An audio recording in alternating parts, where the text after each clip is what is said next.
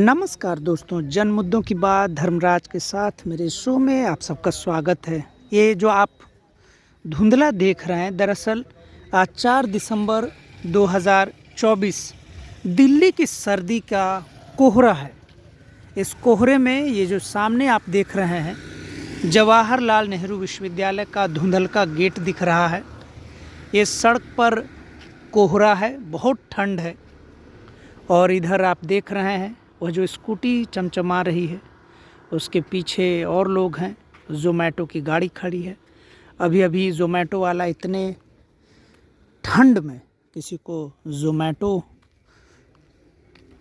से खाना डिलीवरी कर रहे हैं।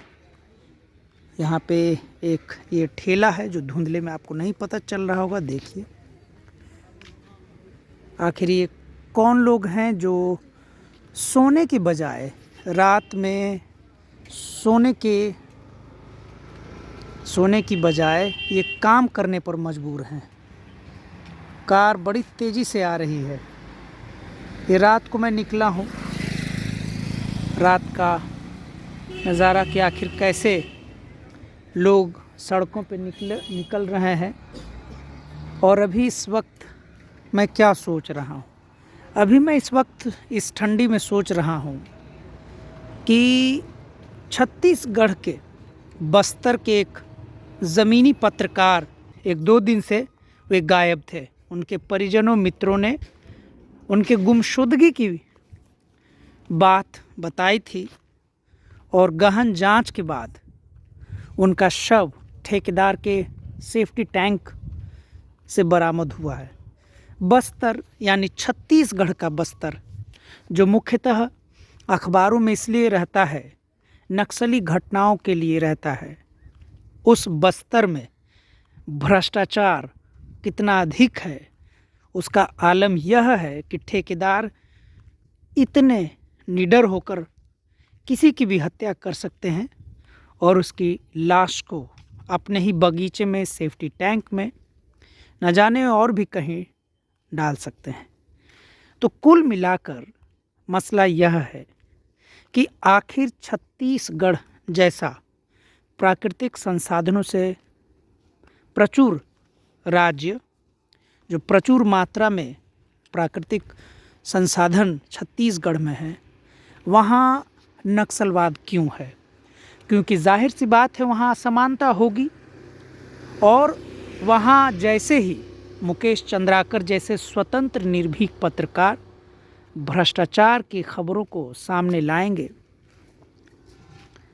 वैसे ही ऐसे निर्भीक पत्रकारों की हत्या बड़ी आसानी से कर दी जाएगी। हम सभी जानते हैं कि मुकेश चंद्राकर की मौत के जिम्मेदार ठेकेदार भले ही अभी गिरफ्तार किए जाएंगे या हो चुके होंगे, लेकिन वे अपने पैसे और जान पहचान के दम पे बड़ी जल्दी छूट के बरी होकर या बेल पर ज़मानत पर बाहर आ जाएंगे और भ्रष्टाचार करते रहेंगे। और जितने भी स्वतंत्र पत्रकार हैं जो रात दिन जनता के लिए लड़ते हैं, सत्ता से टक्कर लेते हैं, उनकी हत्याएं यूं ही होती रहेंगी। पत्रकार वो समुदाय हैं जो ज़मीन पे जो खबर दिखाते हैं, उन्हें न कोई वेतन मिलता है, न उनके परिवार की सुरक्षा की गारंटी सरकार में किसी के पास है। इतना ज़रूर है कि जो बड़े बड़े टीवी के पत्रकार हैं, दिल्ली, मुंबई, बेंगलोर, बड़े बड़े शहरों के, वो तो करोड़ों रुपए में खेलते हैं, क्योंकि वो कुछ भी करते हैं लेकिन पत्रकारिता नहीं करते हैं। लेकिन पत्रकारिता करने वाले लोग जहां अपने 2 जून की रोटी के लिए संघर्ष करते रहते हैं, वहीं दूसरी तरफ उनके परिवार वालों को डर लगा रहता है कि आखिर उनकी कभी भी हत्या हो सकती है, कभी भी उन्हें किडनैप करके सत्ता प्रशासन द्वारा भी परेशान किया जा सकता है। बहुत सारे पत्रकार जो आम आदमी की खबर दिखाते हैं, कहीं भी चर्चा में नहीं है। आप यह दिल्ली की सर्दी देख रहे हैं, यह धुंधलका सिर्फ मौसम का धुंधलका नहीं है। यह कोहरा ऐसा लगता है कि सिर्फ दिल्ली की सर्दी का कोहरा नहीं है, यह कोहरा हमारे जीवन का कोहरा है। न जाने कब छंटेगा। ये मौसम का कोहरा तो 15-20 दिन में छंट जाएगा, लेकिन आपके हमारे जीवन में जो ज्ञान की कमी के कारण अज्ञान का कोहरा है, साहस के कारण जो खतरे का कोहरा है, आखिर वह कब छंटेगा? इसमें सरकार की भूमिका क्या होगी?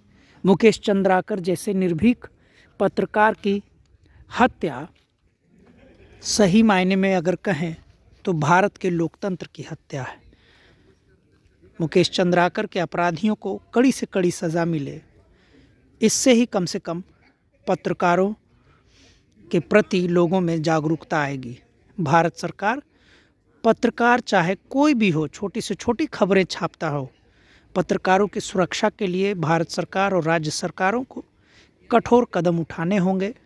बल्कि कई बार तो हम देखते हैं कि भारत सरकारों ने ही पत्रकारों को, राज्य सरकारों ने ही पत्रकारों को इसलिए दंडित किया है, उन्हें जेल भेजा है, क्योंकि उन पत्रकारों ने अपनी जिम्मेदारी बड़ी ईमानदारी से की है।